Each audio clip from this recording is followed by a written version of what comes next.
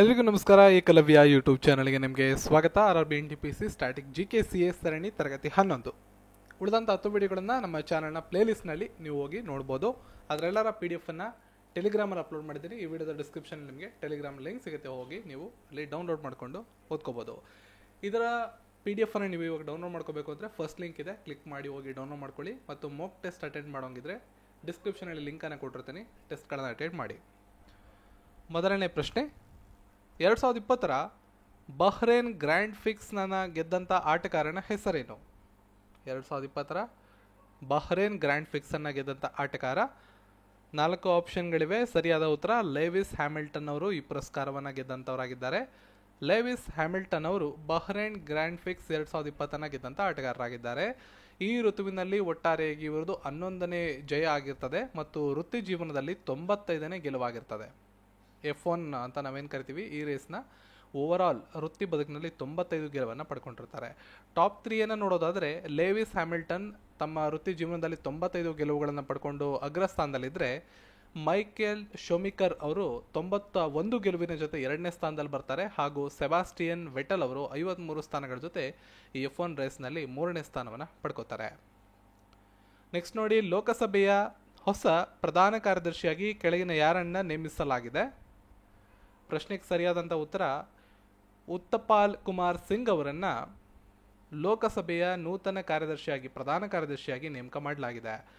ಲೋಕಸಭೆಯ ಸ್ಪೀಕರ್ ನಿಮಗೆಲ್ಲ ಗೊತ್ತಿರೋ ಹಾಗೆ ಓಂ ಬಿರ್ಲಾ ಅವರು ಪ್ರಸ್ತುತ ಇರತಕ್ಕಂಥವ್ರು. ಅವರು ಹಿರಿಯ IAS ಅಧಿಕಾರಿಯಾದಂಥ ಉತ್ತಪಾಲ್ ಕುಮಾರ್ ಸಿಂಗ್ ಅವರನ್ನು ತಮ್ಮ ಕಾರ್ಯದರ್ಶಿಯಾಗಿ, ಪ್ರಧಾನ ಕಾರ್ಯದರ್ಶಿಯಾಗಿ ನೇಮಕ ಮಾಡ್ಕೊಂಡಿರ್ತಾರೆ.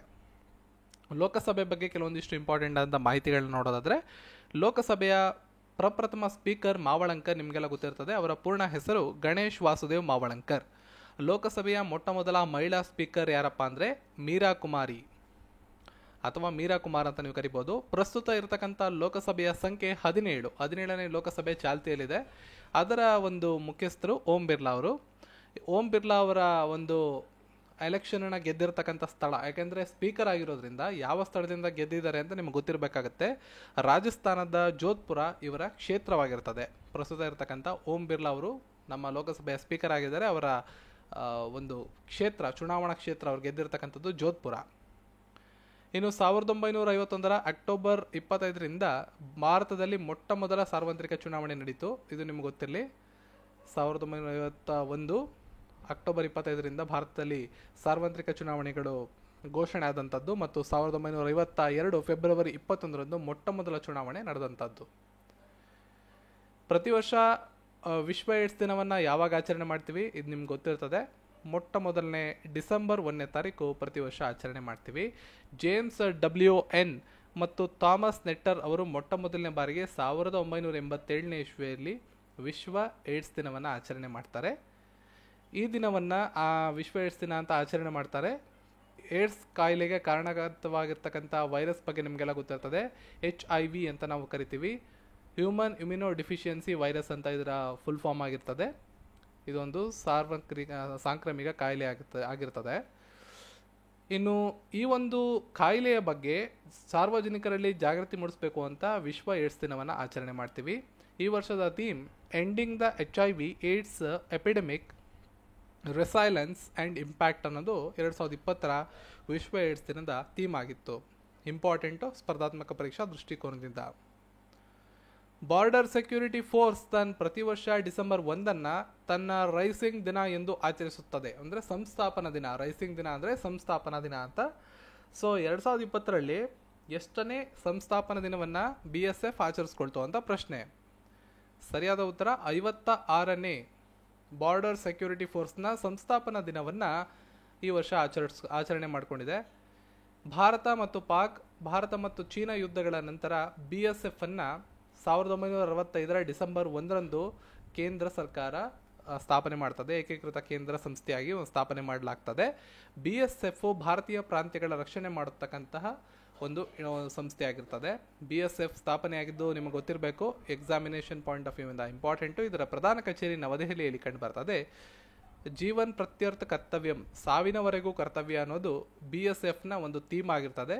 ಪ್ರಸ್ತುತ ಜನರಲ್ ಡೈರೆಕ್ಟರ್ ಯಾರಿದ್ದಾರೆ BSF ಅಲ್ಲಿ ಅಂದರೆ ರಾಕೇಶ್ ಅಸ್ಥಾನಾ ಅವರು ಇರ್ತಾರೆ. ಸೊ ಇಲ್ಲಿ ರೈಸಿಂಗ್ ದಿನಗಳು ಅಂದರೆ ಸಂಸ್ಥಾಪನಾ ದಿನಗಳ ಬಗ್ಗೆ ನಾವು ಮಾತಾಡಿರೋದ್ರಿಂದ ಕೆಲವೊಂದಿಷ್ಟು ಇಂಪಾರ್ಟೆಂಟ್ ದಿನಗಳನ್ನು ನೋಡೋಣ. ಅದು ಮುಂಬರುವ ಸ್ಪರ್ಧಾತ್ಮಕ ಪರೀಕ್ಷೆಗೆ ನಿಮ್ಮ RRBಯ GK ಸೀರೀಸಲ್ಲಿ GKCA ಸೀರೀಸಲ್ಲಿ ಬಹಳ ಇಂಪಾರ್ಟೆಂಟ್ ಆಗುತ್ತೆ. ಜನವರಿ 15 ಸೇನಾ ದಿನ. 12ನೇ ಸೇನಾ ದಿನವನ್ನು ಓವರಾಲ್ ಆಗಿ 72ನೇ ಈ ವರ್ಷ 2020ರಲ್ಲಿ 72ನೇ ಸೇನಾ ದಿನವನ್ನು ನಾವು ಆಚರಣೆ ಮಾಡಿದ್ದೀವಿ ಈ ವರ್ಷ. ಮಾರ್ಚ್ 10ರಂದು CISF ಸಂಸ್ಥಾಪನಾ ದಿನವನ್ನು ಆಚರಣೆ ಮಾಡ್ತೀವಿ. ಈ ವರ್ಷ 51ನೇ ಆವೃತ್ತಿಯನ್ನು ಆಚರಣೆ ಮಾಡಿದ್ದೀವಿ. ಇನ್ನು CRPF ಶೌರ್ಯ ದಿನವನ್ನು ಏಪ್ರಿಲ್ 9ರಂದು ಆಚರಣೆ ಮಾಡ್ತೀವಿ. CRPF ಶೌರ್ಯ ದಿನವನ್ನು ಏಪ್ರಿಲ್ 9ರಂದು ಆಚರಣೆ ಮಾಡ್ತೀವಿ. ಈ ವರ್ಷ 55ನೇ ಆವೃತ್ತಿಯನ್ನು ಆಚರಣೆ ಮಾಡ್ತೀವಿ. ಇನ್ನು ಜುಲೈ 26ರಂದು ಕಾರ್ಗಿಲ್ ದಿವಸ್ ಅಂತ ನಾವು ಆಚರಣೆ ಮಾಡ್ತೀವಿ. ಕಾರ್ಗಿಲ್ ಯುದ್ಧವನ್ನು ಗೆದ್ದಂಥ ಸಂಭ್ರಮವನ್ನು ಈ ದಿನ ನಡೆಸಲಾಗ್ತದೆ. ಸೊ ಈ ವರ್ಷ 21ನೇ ವಾರ್ಷಿಕೋತ್ಸವವನ್ನು ನಾವು ಆಚರಣೆ ಮಾಡಿದ್ವಿ. ಇನ್ನು ಜುಲೈ 27ನೇ ತಾರೀಕು ಕೇಂದ್ರ ಮೀಸಲು ಪೊಲೀಸ್ ಪಡೆ ಅಂತ ನಾವು ಕರಿತೀವಿ. CRPF ದಿನವನ್ನು ಆಚರಣೆ ಮಾಡ್ತೀವಿ, ಇಂಪಾರ್ಟೆಂಟು. ಇನ್ನು ಕೊನೆಯದಾಗಿ ಬಾರ್ಡರ್ ಸೆಕ್ಯೂರಿಟಿ ಫೋರ್ಸ್ ದಿನವನ್ನು ಆಚರಣೆ ಮಾಡ್ತೀವಲ್ಲ, ಅದನ್ನು ಕೂಡ ನೆನ್ಪಿಟ್ಕೊಂಡಿರಿ. ಇನ್ನು ITBP ಅಂತ ನಾವು ಕರಿತೀವಿ. ITBP ಸಂಸ್ಥಾಪನಾ ದಿನ ಅಂತ ನಾವು ಅಕ್ಟೋಬರ್ 24ನ ಪ್ರತಿ ವರ್ಷ ಆಚರಣೆ ಮಾಡ್ತೀವಿ. NWRನ ಹೊಸದಾಗಿ ವಿದ್ಯುದೀಕರಿಸಿದ ದಿಗವಾರ ಬಂಡಿಕುಯಿ ವಿಭಾಗವನ್ನು ರೈಲ್ವೆ ಸಚಿವ ಪಿಯೂಷ್ ಗೋಯಲ್ ಇತ್ತೀಚೆಗೆ ಉದ್ಘಾಟಿಸಿದ್ದಾರೆ. ಇದು ಕೆಳಗಿನ ಯಾವ ರಾಜ್ಯದಲ್ಲಿ ಕಂಡುಬರುತ್ತದೆ?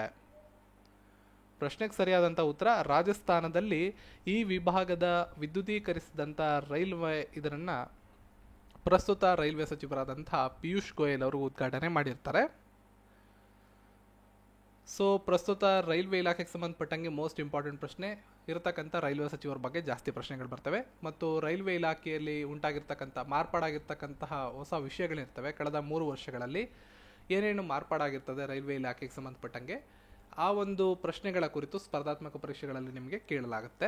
ಅದನ್ನು ಹೊರತುಪಡಿಸಿ ರೈಲ್ವೆಯ ಹಿನ್ನೆಲೆಯ ಬಗ್ಗೆ, ಅಂದರೆ ರೈಲ್ವೆ ಯಾವಾಗಿಂದ ಶುರುವಾಯಿತು, ಅದರಲ್ಲಿ ಕೆಲವೊಂದು ಕಾಲಘಟ್ಟಗಳಲ್ಲಿ ಮೈಲ್ ಸ್ಟೋನ್ ಅಂತ ನಾವೇನು ಕರಿತೀವಿ, ಆ ಮೈಲ್ ಸ್ಟೋನ್ಗಳ ಬಗ್ಗೆ ನಿಮಗೆ ಸ್ಪರ್ಧಾತ್ಮಕ ಪರೀಕ್ಷೆಗಳಲ್ಲಿ ಪ್ರಶ್ನೆಗಳನ್ನು ಕೇಳಲಾಗುತ್ತೆ.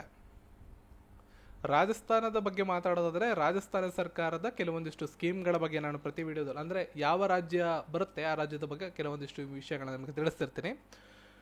ಒನ್ ಸ್ಟಾಪ್ ಶಾಪ್ ಅನ್ನೋ ಸ್ಕೀಮನ್ನು ರೀಸೆಂಟಾಗಿ ಜಾರಿಗೆ ತಂದಿದ್ದು ರಾಜಸ್ಥಾನ. ಇಂದಿರಾ ರಸೋಯಿ ಯೋಜನೆಯನ್ನು ಇತ್ತೀಚೆಗೆ ಜಾರಿಗೆ ತಂದಿದ್ದು ರಾಜಸ್ಥಾನ. ಪ್ಯೂರ್ ಫಾರ್ ಶ್ಯೂರ್ ಅನ್ನೋ ಕ್ಯಾಂಪೇನನ್ನು ರಾಜಸ್ಥಾನ ಜಾರಿಗೆ ತಂದಿತ್ತು. ರಾಜಕೌಶಲ್ ಪೋರ್ಟಲ್, ಆನ್ಲೈನ್ ಪೋರ್ಟಲ್ ಆದಂಥ ರಾಜಕೌಶಲ್ ಪೋರ್ಟಲ್ನ ಜಾರಿಗೆ ತಂದಿತ್ತು. ನೆಕ್ಸ್ಟು ಸುಪೋಷಿತ್ ಮಾ ಅಭಿಯಾನ, ಆರೋಗ್ಯಕ್ಕೆ ಸಂಬಂಧಪಟ್ಟಂಥ ಸುಪೋಷಿತ್ ಮಾ ಅಭಿಯಾನವನ್ನು ಕೂಡ ರಾಜಸ್ಥಾನದಲ್ಲಿ ಜಾರಿಗೆ ತರಲಾಯಿತು. ಆಯು ಆ್ಯಂಡ್ ಸೇಹತ್ ಸಾಥಿ, ಆರೋಗ್ಯಕ್ಕೆ ಸಂಬಂಧಪಟ್ಟಂಗೆ ಆಯು ಮತ್ತು ಸೇಹತ್ ಸಾಥಿ ಆ್ಯಪನ್ನು ಬಿಡುಗಡೆ ಮಾಡಲಾಗಿತ್ತು. ರಾಜ್ಕಾಪ್ ಸಿಟಿಸನ್ಸ್ ಅನ್ನೋ ಒಂದು ಆ್ಯಪನ್ನು ಬಿಡುಗಡೆ ಮಾಡಲಾಗಿತ್ತು. ನೋಡಿ, ಇದಕ್ಕೆ ಸಂಬಂಧಪಟ್ಟಂಗೆ RRBಗಳಲ್ಲಿ ಕೇವಲ ಈ ವರ್ಡ್ಸ್ಗಳನ್ನು ಕೊಟ್ಟು ಈ ಯಾವ ಒಂದು ರಾಜ್ಯಕ್ಕೆ ಸಂಬಂಧಪಡುತ್ತದೆ. Recently RajCop citizens app was in news. This is related to which state ಅಂತ ಕೇಳ್ಬೋದು. ಇತ್ತೀಚೆಗೆ ಸುದ್ದಿಯಲ್ಲಿದ್ದಂಥ ರಾಜ್ಕಾಪ್ ಸಿಟಿಸನ್ಸ್ ಅನ್ನೋ ಆ್ಯಪ್ ಯಾವ ರಾಜ್ಯಕ್ಕೆ ಸಂಬಂಧಿಸಿದೆ ಅಂತ ಪ್ರಶ್ನೆಯನ್ನು ಅವರು ಕೇಳಬಹುದು. ಈ ರೀತಿಯಾದಂಥ ಪ್ರಶ್ನೆಗಳನ್ನು ಎಕ್ಸಾಮಿನೇಷನ್ಸಲ್ಲಿ ಕೇಳ್ತಾರೆ. ಇನ್ನು ರಾಜಸ್ಥಾನಕ್ಕೆ ಸಂಬಂಧಪಟ್ಟಂಗೆ ಕೆಲವೊಂದಿಷ್ಟು ಮಾಹಿತಿಗಳನ್ನು ಇಲ್ಲಿ ಕೊಟ್ಟಿದ್ದೀನಿ, ಅದನ್ನು ನೀವು ಓದ್ಕೋಬೋದು. Future of regional cooperation in Asia and the Pacific ಅನ್ನೋ ಯಾವ ಸಂಸ್ಥೆ ಬಿಡುಗಡೆ ಮಾಡಿದೆ? ಇದೊಂದು ಪುಸ್ತಕ. ಇದನ್ನು ಬಿಡುಗಡೆ ಮಾಡಿದ್ದು ADB ಅಂತ ಕರಿತೀವಿ. ADB ಅಂದರೆ ಏನು ಅಂತ ನೋಡೋಣ ಇವಾಗ. Future of regional cooperation in Asia and the Pacific ಅನ್ನೋ ಪುಸ್ತಕವನ್ನು ADB ಬಿಡುಗಡೆ ಮಾಡಿತು. ADB ಅಂದರೆ ಏಷ್ಯನ್ ಡೆವಲಪ್ಮೆಂಟ್ ಬ್ಯಾಂಕ್ ಅಂತ ಕರಿತೀವಿ. ನೂತನ ಪುಸ್ತಕವನ್ನು ಬಿಡುಗಡೆ ಮಾಡಿರ್ತದೆ. ಈ ಪುಸ್ತಕದ ಸಂಪಾದಕರ ಹೆಸರು ಬಾಬಂಗ್ ಸುಸಾಂಟೋನೋ ಮತ್ತು ಸಿಂಗ್ ಯಾಂಗ್ ಪಾರ್ಕ್ ಅಂತ. ADB ಬಗ್ಗೆ ಮಾತಾಡೋದಾದರೆ 1966 ಡಿಸೆಂಬರ್ 19ರಂದು ಸ್ಥಾಪನೆ ಆಯಿತು. ಫಿಲಿಪೈನ್ಸ್ನಲ್ಲಿ ಇದರ ಕೇಂದ್ರ ಕಚೇರಿ ಕಂಡು ಬರ್ತದೆ. ಡೀಟೇಲ್ ಆಗಿ ಹೋದರೆ ಮೆಟ್ರೋ ವನಿಲಾ ಅನ್ನೋ ಸ್ಥಳದಲ್ಲಿದೆ. ಅದಕ್ಕಿಂತ ಡೀಟೇಲ್ ಆಗೋದ್ರೆ ಮಂಡಲಯೋಂಗ್ ಅನ್ನೋ ಒಂದು ಪರ್ಟಿಕ್ಯುಲರ್ ಸ್ಥಳದಲ್ಲಿ ಇದರ ಕೇಂದ್ರ ಕಚೇರಿಯನ್ನು ನಾವು ಕಾಣ್ಬೋದು. ದೇಶ ಯಾವುದು ಅಂತ ಕೇಳಿದ್ರೆ ಫಿಲಿಪೈನ್ಸ್ ಅಂತ ಗೊತ್ತಿರಲಿ. ಮನಿಲಾ ಮತ್ತು ಫಿಲಿಪೈನ್ಸ್ ಅನ್ನೋದು ನಿಮಗೆ ಗೊತ್ತಿರಬೇಕು. ಪ್ರಸ್ತುತ ಇರತಕ್ಕಂಥ ಅಧ್ಯಕ್ಷರು ಮಸತ್ಸುಂಗ ಅಸಕಾವಾ ಅಂತ ಜಪಾನ್ ದೇಶದವರು ಪ್ರಸ್ತುತ ಇರತಕ್ಕಂಥ ಅಧ್ಯಕ್ಷರು. ಉಪಾಧ್ಯಕ್ಷರು ಅಶೋಕ್ ಲವಾಸ ಅಂತ. ಇನ್ನು ಕಾರ್ಯನಿರ್ವಾಹಕ ನಿರ್ದೇಶಕರು ಸಮೀರ್ ಕುಮಾರ್ ಅಂತ. ಸದಸ್ಯ ರಾಷ್ಟ್ರಗಳ ಸಂಖ್ಯೆ ಒಟ್ಟಾರೆಯಾಗಿ ADBಗೆ 68 ಸದಸ್ಯ ರಾಷ್ಟ್ರಗಳು ಇವೆ. ವ್ಯಾಪಾರಿಗಳಿಗಾಗಿ POS ಟರ್ಮಿನಲ್ಗಳಲ್ಲಿ SMS ಪೇ ಕಾರ್ಯವನ್ನು ಯಾವ ಬ್ಯಾಂಕ್ ಪ್ರಾರಂಭ ಮಾಡಿದೆ? ಸರಿಯಾದ ಉತ್ತರ ಎಸ್ ಬ್ಯಾಂಕ್ ಅಂತ ನಾವು ಕರಿತೀವಿ. ಎಸ್ ಬ್ಯಾಂಕ್ ಅವರು ಈ ನೂತನ ಅಭಿಯಾನಕ್ಕೆ ಕೈ ಹಾಕಿದ್ದಾರೆ. ಸೊ ಎಸ್ ಬ್ಯಾಂಕ್ ಸ್ಥಾಪನೆಯಾಗಿದ್ದು 2004ರಲ್ಲಿ. ಎಸ್ ಬ್ಯಾಂಕ್ನ ಕೇಂದ್ರ ಕಚೇರಿ ಮಹಾರಾಷ್ಟ್ರದ ಮುಂಬೈಯಲ್ಲಿದೆ. ಪ್ರಶಾಂತ್ ಕುಮಾರ್ ಅವರು CEO. ಎಕ್ಸ್ಪೀರಿಯನ್ಸ್ ಅವರ್ ಎಕ್ಸ್ಪರ್ಟೀಸ್ ಅನ್ನೋದು ಟ್ಯಾಗ್ ಲೈನು. ನೋಡಿ, ಬ್ಯಾಂಕ್ಗಳ ಬಗ್ಗೆ RRBಲಿ ಪ್ರಶ್ನೆ ಕೇಳಿದ್ರೆ ಸಾಮಾನ್ಯವಾಗಿ ಸ್ಥಾಪನೆಯಾಗಿರ್ತಕ್ಕಂಥದ್ದು ಅಥವಾ ಇತ್ತೀಚೆಗೆ ಸುದ್ದಿಯಲ್ಲಿರ್ತಕ್ಕಂಥ ಅವ್ರೇನಾದ್ರು ಇನಿಷಿಯೇಟಿವ್ಸ್ನ ತಂದಿದ್ರೆ ಅದ್ರ ಬಗ್ಗೆ, ಅದನ್ನು ಹೊರತುಪಡಿಸಿದ್ರೆ ಟ್ಯಾಗ್ ಲೈನ್ ಬಗ್ಗೆ ಪ್ರಶ್ನೆಗಳನ್ನು ಕೇಳ್ತಾರೆ. ಇದು RRBಯ ಗ್ರೂಪ್ ಡಿ 2018ರ ಪರೀಕ್ಷೆಗಳಲ್ಲಿ ಟ್ಯಾಗ್ ಲೈನ್ ಬಗ್ಗೆ ಪ್ರಶ್ನೆಗಳನ್ನು ಕೇಳಿದರು. ಅದಕ್ಕೆ ಸಂಬಂಧಪಟ್ಟಂಗೆ ನೋಡಿ, UDMA ಅವರ ಜೊತೆ ಎಸ್ ಬ್ಯಾಂಕ್ ಅವರು ಪಾರ್ಟ್ನರ್ಶಿಪ್ ಮಾಡಿಕೊಂಡು ಯುವ ಪೇ ಅನ್ನೋ ಮೊಬೈಲ್ ಆ್ಯಪನ್ನು ಇತ್ತೀಚೆಗೆ ರಿಲೀಸ್ ಮಾಡಿದ್ದಾರೆ. ಇಂಪಾರ್ಟೆಂಟ್. ನೆಕ್ಸ್ಟು ಅಫೋರ್ಡ್ ಪ್ಲಾನ್ ಅವರ ಜೊತೆ ಪಾರ್ಟ್ನರ್ಶಿಪ್ ಮಾಡಿಕೊಂಡು ಎಸ್ ಬ್ಯಾಂಕ್ ಅವರು ಸ್ವಸ್ಥ ಕಾರ್ಡನ್ನು ಬಿಡುಗಡೆ ಮಾಡಿದ್ದಾರೆ. ಇದು ತುಂಬ ಇಂಪಾರ್ಟೆಂಟು. ನೆಕ್ಸ್ಟು ಎಸ್ ಬ್ಯಾಂಕ್ ಅವರು ಲೋನ್ ಇನ್ ಸೆಕೆಂಡ್ಸ್ ಅನ್ನೋ ಒಂದು ಇನಿಷಿಯೇಟಿವ್ನ ಪ್ರಾರಂಭ ಮಾಡಿದ್ದಾರೆ. For instant loan disbursement. Yes ಬ್ಯಾಂಕಲ್ಲಿ ಇನ್ಸ್ಟೆಂಟಾಗಿ ಲೋನ್ ಸಿಗಬೇಕು ಅನ್ನೋ ಕಾರಣಕ್ಕೆ ಲೋನ್ ಇನ್ ಸೆಕೆಂಡ್ಸ್ ಅನ್ನೋ ನೂತನ ಇನಿಷಿಯೇಟಿವ್ನು ಕೂಡ ಎಸ್ ಬ್ಯಾಂಕ್ ಅವರು ಪ್ರಾರಂಭ ಮಾಡಿರ್ತಾರೆ. ಈ ಥರ ಬ್ಯಾಂಕ್ಗಳ ಇನಿಷಿಯೇಟಿವ್ಸ್ ಏನಿರ್ತವೆ ಅದ್ರ ಬಗ್ಗೆ ನಿಮಗೆ RRB ಪರೀಕ್ಷೆಗಳಲ್ಲಿ ಪ್ರಶ್ನೆಗಳನ್ನು ಕೇಳ್ತಾರೆ. ಲೇಹ್ಗೆ ಭಾರತದ ಮೊದಲ ಮೀಸಲಾದ ಸರಕು ಸೇವೆಗಳನ್ನು ಯಾವ ವಿಮಾನಯಾನ ಸೇವಾ ಪೂರೈಕೆದಾರರು ಪ್ರಾರಂಭಿಸಿದ್ದಾರೆ? ಸ್ಪೈಸ್ ಜೆಟ್ ಅವರು ಈ ಒಂದು ಇನಿಷಿಯೇಟಿವ್ಗೆ ಕೈ ಹಾಕಿದ್ದಾರೆ. ಲೇಹ್ಗೆ ಭಾರತದ ಮೊದಲ ಮೀಸಲಾದ ಸರಕು ಸೇವೆಗಳನ್ನು ಸ್ಪೈಸ್ ಜೆಟ್ ವಿಮಾನಯಾನ ಪೂರೈಕೆ ಮಾಡುತ್ತೆ. ಸೊ ಸ್ಪೈಸ್ ಜೆಟ್ ಏನಿದೆ ಅದು 2004ರಲ್ಲಿ ಸ್ಥಾಪನೆ ಆದಂಥ ಒಂದು ವಿಮಾನಯಾನ ಸಂಸ್ಥೆ. ಹರಿಯಾಣದ ಗುರುಗಾಮ್ನಲ್ಲಿ ಅದರ ಕೇಂದ್ರ ಕಚೇರಿ ಇದೆ. ಪ್ರಸ್ತುತವಾಗಿ ಮ್ಯಾನೇಜಿಂಗ್ ಡೈರೆಕ್ಟರ್ ಅಜಯ್ ಸಿಂಗ್ ಅವರು. SCO ಅಂತ ಕರಿತೀವಿ. ಶೃಂಗಸಭೆ 2020ರ ಆತಿಥ್ಯವನ್ನು ವಹಿಸಿಕೊಂಡಂಥ ರಾಷ್ಟ್ರ ಯಾವುದು? SCOನ ಆತಿಥ್ಯ ವಹಿಸಿಕೊಂಡಂತಹ ರಾಷ್ಟ್ರ ನಮ್ಮ ಭಾರತ. 2020ರಲ್ಲಿ SCOನ ಆತಿಥ್ಯವನ್ನು ವಹಿಸಿಕೊಂಡಂಥ ರಾಷ್ಟ್ರವಾಗಿದೆ. ಇಲ್ಲಿ ನಿಮ್ಗೆ ಎರಡು ವಿಷಯಗಳು ಕನ್ಫ್ಯೂಸ್ ಮಾಡ್ಬೋದು, ನೋಡ್ಕೊಳ್ಳಿ. SCO ಕೌನ್ಸಿಲ್ ಸಮ್ಮಿಟ್ 2020 ಹೋಸ್ಟ್ ಮಾಡಿದ್ದು Bharat. Foreign ministers meeting SCO 2020 host ಮಾಡಿದ್ದು ರಷ್ಯಾ. ಕನ್ಫ್ಯೂಸ್ ಮಾಡ್ಬೋದು ಎಕ್ಸಾಮಲ್ಲಿ ನಿಮಗೆ. SCO ಅಂದರೆ ಶಾಂಘೈ ಸಹಕಾರ ಸಂಸ್ಥೆ ಅಂತ ನಾವು ಕರಿತೀವಿ. ಆ ಸಂಸ್ಥೆ, ಶಾಂಘೈ ಸಹಕಾರ ಸಂಸ್ಥೆಯ ಕೌನ್ಸಿಲ್ ಸಮ್ಮಿಟ್ಟು ಭಾರತದಲ್ಲಿ ನಡೀತು. ಅದನ್ನು ಭಾರತ ಹೋಸ್ಟ್ ಮಾಡ್ತು. ಫಾರಿನ್ ಮಿನಿಸ್ಟ್ರೀಸ್ಗಳ ಮೀಟಿಂಗು, ಈ ಒಂದು ಶೃಂಗಸಭೆಯದು ಫಾರಿನ್ ಮಿನಿಸ್ಟ್ರಿಗಳದ ಮೀಟಿಂಗ್ ಏನಿತ್ತು ಅದು ರಷ್ಯಾ ದೇಶ ಹೋಸ್ಟ್ ಮಾಡಿತ್ತು. ಸೊ ಎರಡು ಬೇರೆ ಬೇರೆ ದೇಶಗಳು ಎಕ್ಸಾಮಿನೇಷನ್ಸಲ್ಲಿ ಸ್ವಲ್ಪ ಕನ್ಫ್ಯೂಸ್ ಮಾಡೋ ಸಾಧ್ಯತೆಗಳಿವೆ, ಹಾಗಾಗಿ ಕರೆಕ್ಟಾಗಿ ನೋಡ್ಕೊಳ್ಳಿ. SCOದು ಕನ್ನಡದ ಫಾರ್ಮ್ನ ನಿಂಗೆ ಹೇಳ್ದಂಗೆ ಶಾಂಘೈ ಸಹಕಾರ ಸಂಸ್ಥೆ ಅಂತ ಕರೆಯಲಾಗ್ತದೆ. 2001ರಲ್ಲಿ ಸ್ಥಾಪನೆ ಆಯಿತು. ಚೀನಾದ ಬೀಜಿಂಗ್ನಲ್ಲಿ ಕೇಂದ್ರ ಕಚೇರಿ ಇರ್ತದೆ. ವಾಡ್ಲಿಮಿರ್ ನೊರೋವ್ ಪ್ರಸ್ತುತವಾದಂಥ ಕಾರ್ಯದರ್ಶಿಗಳು. 8 ಸದಸ್ಯ ರಾಷ್ಟ್ರಗಳನ್ನು SCO ಹೊಂದಿದೆ. China, Bharat, Kazakhstan, Kyrgyzstan, Pakistan, Russia, Tajikistan, Uzbekistan ಇಷ್ಟು ಕೂಡ ಸದಸ್ಯ ರಾಷ್ಟ್ರಗಳು SCOದು. ಹೋಸ್ಟ್ ಬಗ್ಗೆ ಮಾತಾಡಿದ್ದೀವಿ, ಭಾರತದ ಬಗ್ಗೆ ಮಾತಾಡಿದ್ದೀವಿ ಅಂದಮೇಲೆ ಭಾರತ ಮುಂಬರುವ ದಿನಗಳಲ್ಲಿ ಯಾವ್ಯಾವ ಒಂದು ಕಾರ್ಯಕ್ರಮಗಳನ್ನು ಹೋಸ್ಟ್ ಮಾಡುತ್ತೆ ಅಂದರೆ ಆತಿಥ್ಯ ವಹಿಸ್ಕೊಳ್ಳುತ್ತೆ ಅಂತ ನೋಡೋದಾದರೆ G20 ಸಮ್ಮಿಟ್, G20 ಶೃಂಗಸಭೆಗಳು ಅಂತ ನಾವು ಕರಿತೀವಿ. G20 ರಾಷ್ಟ್ರಗಳ ಶೃಂಗಸಭೆಯನ್ನು ಸೇರ್ತವೆ. 2023ನೇ ಇಸ್ವಿಯಲ್ಲಿ ಭಾರತ ಈ G20 ರಾಷ್ಟ್ರಗಳ ಒಂದು ಆತಿಥ್ಯವನ್ನು ವಹಿಸ್ಕೊಳ್ಳುತ್ತೆ. ಮತ್ತು ಮುಂದಿನ ವರ್ಷ ಬ್ರಿಕ್ಸ್ ಸಮ್ಮಿಟ್. ಬ್ರಿಕ್ಸ್ ಅಂತ ಹೇಳಿದ್ರೆ 5 ರಾಷ್ಟ್ರಗಳ ಒಂದು ಸದಸ್ಯಕೂಟ. Brazil, Russia, Bharat, China, South Africa ಅಂದರೆ ದಕ್ಷಿಣ ಆಫ್ರಿಕಾ 5 ರಾಷ್ಟ್ರಗಳ ಒಂದು ಸದಸ್ಯಕೂಟ ಏನಿದೆ. 5 ರಾಷ್ಟ್ರಗಳಿಗೂ ಕೂಡ ಪ್ರತಿ ವರ್ಷ ಆತಿಥ್ಯ ಸಿಗುತ್ತೆ. ಹಾಗೆ 2021ನೇ ಇಸ್ವಿಯಲ್ಲಿ ಭಾರತ ಆತಿಥ್ಯವನ್ನು ವಹಿಸ್ಕೊಳ್ಳುತ್ತೆ. ನಿಮಗೆ SCO ಹೆಡ್ ಆಫ್ ಗವರ್ನಮೆಂಟ್, ಈಗ ಮೇಲ್ಗಡೆ ಕ್ವಶನ್ ಹೇಳಿದ್ನಲ್ಲ ಆ ರೀತಿ ಭಾರತ ಈ ವರ್ಷ ಹೋಸ್ಟ್ ಮಾಡಿದೆ ಅದನ್ನು. ನೆಕ್ಸ್ಟು ವರ್ಲ್ಡ್ ಡೈರಿ ಸಬ್ಮಿಟ್ 2022ರಲ್ಲಿ ನಡೆಯುವಂಥ ವರ್ಲ್ಡ್ ಡೈರಿ ಸಬ್ಮಿಟ್ನ ಭಾರತ ಹೋಸ್ಟ್ ಮಾಡುತ್ತೆ. Interpol meeting 2022, Interpol meeting 2022 Bharat host ಮಾಡುತ್ತೆ. ಫಿಫಾ ಅಂಡರ್-19 ವುಮೆನ್ ವರ್ಲ್ಡ್ ಕಪ್ ಮುಂದಿನ ವರ್ಷ 2021ರ ಫಿಫಾ ಅಂಡರ್ 17 17 ವರ್ಷ ಒಳಪಟ್ಟವರ ಫಿಫಾ ವರ್ಲ್ಡ್ ಕಪ್ಪು, ಮಹಿಳೆಯರ ಫಿಫಾ ವರ್ಲ್ಡ್ ಕಪ್ ಫುಟ್ಬಾಲ್ ಏನಿದೆ ಅದನ್ನು ಹೋಸ್ಟ್ ಮಾಡ್ತಾರೆ. ಭಾಳ ಇಂಪಾರ್ಟೆಂಟು, ಎಕ್ಸಾಮ್ಸಲ್ಲಿ ಕೇಳ್ಬೋದು. ನಿಮ್ಗೆ ಯಾರ್ಯಾವ ಪರೀಕ್ಷೆಗಳಲ್ಲಿ ಇತ್ತ ಪ್ರಶ್ನೆಗಳನ್ನು ಕೇಳೋದು. ಫಿಫಾ ಅಂಡರ್ 17 ವುಮೆನ್ ವರ್ಲ್ಡ್ ಕಪ್ಪನ್ನು ಹೋಸ್ಟ್ ಮಾಡುತ್ತೆ Bharat. Next ICC men's T20 world cup. ಕ್ರಿಕೆಟಿಗೆ ಬಂದರೆ ICC ಮೆನ್ಸ್ T20 20 ಓವರ್ಗಳ T20 ಪಂದ್ಯ ಏನಿದೆ 2021 ಮುಂದಿನ ವರ್ಷದಲ್ಲಿ ICC ಮೆನ್ಸ್ T20 ವರ್ಲ್ಡ್ ಕಪ್ಪನ್ನು ಹೋಸ್ಟ್ ಮಾಡುತ್ತೆ. ಮತ್ತು ICC ಮೆನ್ಸ್ ವರ್ಲ್ಡ್ ಕಪ್ 2023 50 ಓವರ್ಗಳ T20 ಪಂದ್ಯ ನಿಮಗೆಲ್ಲ ಗೊತ್ತಿರೋಂಗೆ 2011ರಲ್ಲಿ ಭಾರತದಲ್ಲಿ ನಡೆದಿತ್ತು ಮತ್ತು ಭಾರತ ವಿಜೇತವಾಗಿತ್ತು.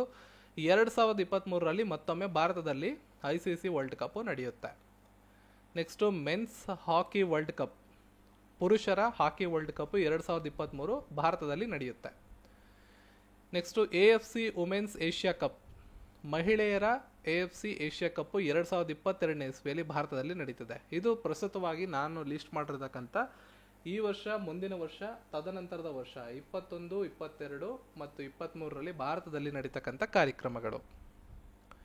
ಕೇಂಬ್ರಿಡ್ಜ್ ನಿಘಂಟಿನಿಂದ 2020ರ ಪದವಾಗಿ ಆಯ್ಕೆಯಾದಂಥ ಪದ, ವೆರಿ ಇಂಪಾರ್ಟೆಂಟ್, ಎಕ್ಸಾಮ್ನಲ್ಲಿ ಕೇಳುವಂಥ ಸಾಧ್ಯತೆಗಳು ಜಾಸ್ತಿ ಇದೆ. ಸರಿಯಾದ ಉತ್ತರ ಕ್ವಾರಂಟೈನ್.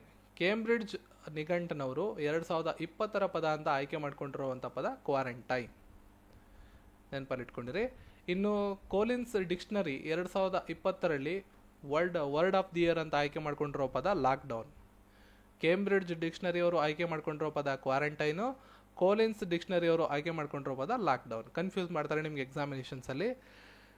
ಕೇಂಬ್ರಿಡ್ಜ್ ಡಿಕ್ಷನರಿಯವರು 2020ರ ಪದವಾಗಿ ಯಾವ ಪದವನ್ನು ಆಯ್ಕೆ ಮಾಡಿದ್ದಾರೆ ಅಂತ ಪ್ರಶ್ನೆ ಬಂದರೆ ಕ್ವಾರಂಟೈನ್ ಅಂತ ಉತ್ತರ ಮಾಡಬೇಕಾಗತ್ತೆ. ಕೋಲಿನ್ಸ್ ಡಿಕ್ಷನರಿಯವರು 2020ರ ವರ್ಷದ ಪದವಾಗಿ ಆಯ್ಕೆ ಮಾಡಿದಂಥ ಪದ ಲಾಕ್ಡೌನ್. ಇದಿಷ್ಟನ್ನು ನೀವು ನೋಡ್ಕೊಳ್ಳಿ. ಸೊ ಇವತ್ತಿನ ವಿಡಿಯೋದಲ್ಲಿ ಇಷ್ಟೇ. ನಿಮ್ಗೆ ಆಲ್ರೆಡಿ 2 ಟೆಸ್ಟ್ಗಳನ್ನು ಕೊಟ್ಟಿದ್ದೀನಿ, GK ಸೀರೀಸ್ನ ಟೆಸ್ಟ್ಗಳನ್ನು ಆಲ್ರೆಡಿ ಕೊಟ್ಟಿದ್ದೀನಿ. ನೀವೇನೋ ಅಟೆಂಡ್ ಮಾಡೋಂಗಿದ್ರೆ ಈ ವಿಡಿಯೋದ ಡಿಸ್ಕ್ರಿಪ್ಷನಲ್ಲಿ ನಿಮಗೆ ಲಿಂಕ್ ಕೊಟ್ಟಿರ್ತೀನಿ. ಜೊತೆಗೆ ಈ PDF ನ ಡೌನ್ಲೋಡ್ ಮಾಡ್ಕೊಳ್ಳೋ ಲಿಂಕ್ ಕೂಡ ಈ ವಿಡಿಯೋದ ಡಿಸ್ಕ್ರಿಪ್ಷನಲ್ಲಿ ಕೊಟ್ಟಿರ್ತೀನಿ. ಹೋಗಿ ಡೌನ್ಲೋಡ್ ಮಾಡ್ಕೊಳ್ಳಿ. ಈ ವಿಡಿಯೋನ ಲೈಕ್ ಮಾಡಿ, ಶೇರ್ ಮಾಡಿ, ಚಾನಲ್ನ ಸಬ್ಸ್ಕ್ರೈಬ್ ಮಾಡಿ. ಸಿಗೋಣ ಮತ್ತೊಂದು ವಿಡಿಯೋ ಒಂದಿಗೆ. ಎಲ್ಲರಿಗೂ ಧನ್ಯವಾದಗಳು.